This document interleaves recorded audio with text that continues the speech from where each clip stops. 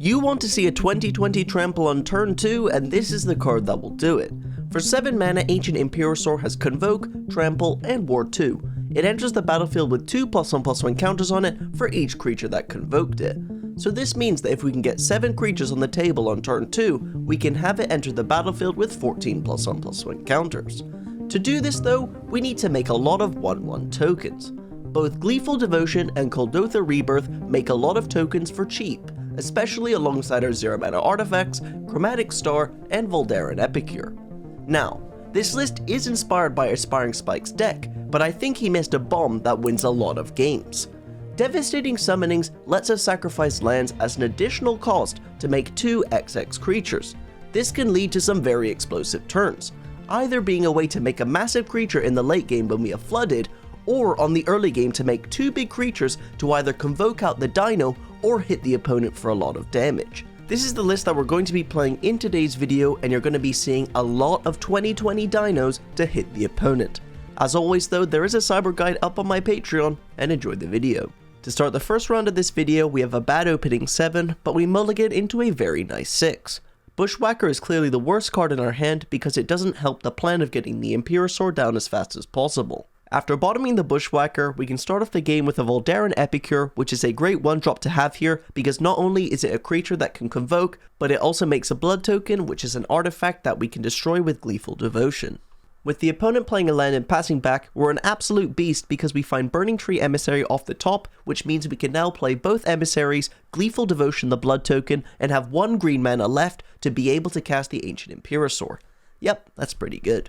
If you enjoyed this turn 2 kill, and enjoy my content in general, please don't forget to hit that subscribe button. People forget to do it, and almost 80% of you aren't subscribed. It supports me a lot. After shilling my soul to the YouTube gods, we have to sideboard. Now normally you wouldn't know what the opponent is playing because they just played a Misty Rainforest, but our opponent is actually known for playing Cascade decks on Magic Online, so I'm gonna bring in 2 Chalice of the Void. Going into game 2, we have a great opening hand again, this time with Ancient Imperosaur and Chatterstorm. Chatterstorm is an important include in the deck because we need green creatures to convoke out the Ancient Imperosaur, as a lot of our creatures are red. So while typically this will only make 2 or 3 tokens, that is good enough because we just need a couple green squirrels to be able to convoke. With the opponent starting off the game with a Scalding Tarn and passing back, there's not much else we can do but play the Voldaren Epicure and set up for exactly what we did last game. Fortunately, it seems that the opponent is on a slow draw because they just play a tap land on their second turn.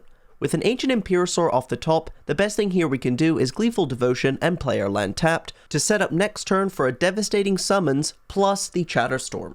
After attacking in for 1, the opponent has a Cavern of Souls on Elementals and plays a Risen Reef. Then they evoke Endurance, clearly trying to draw for something like Fury, but they don't find it. After they pass back the turn with an Ancient Imperosaur off the top, we have a very nice play. Floating all of my mana first, I can now Devastating Summons and sacrifice my lands. This will make 2 3/3 creatures, and then we can Chatterstorm. This will make 2 more creatures, and we can convoke out an Imperosaur and then attack in for 1 again. It's important to highlight how important Chatterstorm was there, because it let us put the most amount of creatures on the table and make a 2020 Trampler. It turns out in the end that my sideboarding was correct and the opponent was on Glimpse of Tomorrow, but after they cast it and flipped into nothing, they conceded the match. This deck is really fast, and the match I'm about to show you lasted 3 minutes of my time unedited. To start the first game of this match, we have a turn 1 Ornithopter into Kuldotha Rebirth to set up nicely for this Bushwhacker Burning Tree Emissary turn next turn. With the opponent just playing a Marsh Flats and passing back and an Ancient Imperosaur off the top, we're going to stick to the plan of playing Burning Tree Emissary that adds 2 mana to our mana pool, and then we can Surge the Reckless Bushwhacker to give all of our creatures +1/+0 and haste. Yep, I just attacked my opponent for 11 on turn 2 and they now have to hurt themselves with their own fetch land. The opponent does get a tapped Triumph, so I'm assuming that there's some sort of control build here. While that Triumph does not tap for blue mana, so they can't have Counterspell, I am worried about something interactive like a Solitude. So while against most decks I would convoke out the Ancient Imperosaur here, I think it's way better to attack the opponent down to 1, and then Devastating Summons for X is 1, so that both Voldaren Epicure off the top is lethal, and my board is very big. But on my end step, the opponent uses Faithful Mending to draw 2 and discard 2 lands, and then concedes the game in their main phase. Going into boarding, they have to be a graveyard deck because they want to discard cards to Faithful Mending, so let's bring out some Ornithopters, some Epicures for some Tormod's Crypt. To start game 2, we have a decent opening hand, because Chromatic Star and Kodotha Rebirth has a nice combo, where if you sacrifice the Chromatic Star to the Rebirth, you draw a card and also make some 1/1s.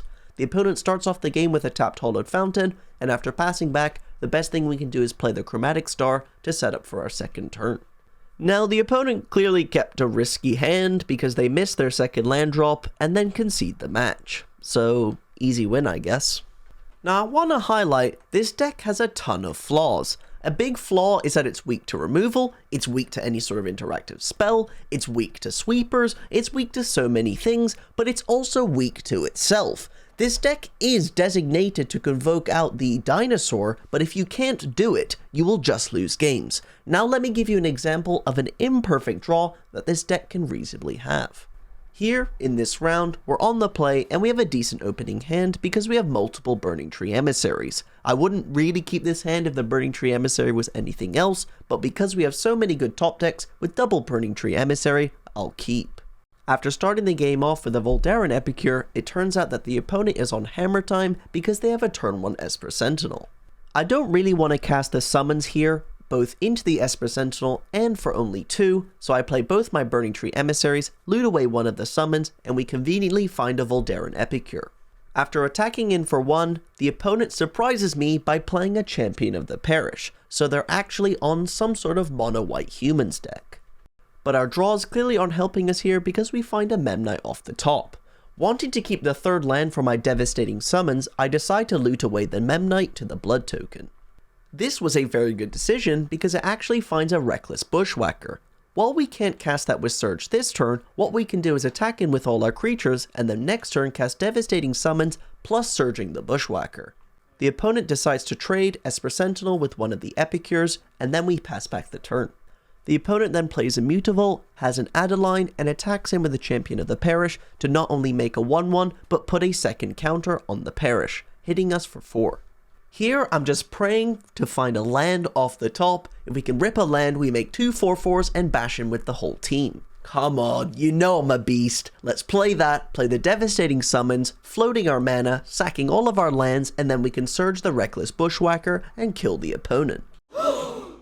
Yep, the opponent had a Solitude in hand to exile my biggest creature, and then they can chump block and basically win the game because I have no lands and they can keep making massive creatures. So with the opponent playing Athalia's Lieutenant and having a 6/6 Champion of the Parish, I've just got to concede. However, going into game 2, we had a great hand because we had double Burning Tree Emissary as well as a Chatterstorm, and here what we can do is float our mana again, and this time Devastating Summons, and then cast our Ancient Imperosaur to put a 20/20 into play. Yeah, I'm actually an idiot. If I fetched with the Wooded Foothills and floated green mana, I would have been able to cast the Ancient Imperosaur here, but I didn't realize that the opponent could have Hollowed Moonlight in their hand. So we lost the match. Overall, I thought the deck was pretty decent, but it definitely isn't my style of modern deck list. I've been testing a load of March of the Machine cards over the past week, so I'll open all of the chests that I've won, testing all of these different deck lists. As always, don't forget to like and subscribe, and I'll catch you guys in the next one, you gambling degenerates.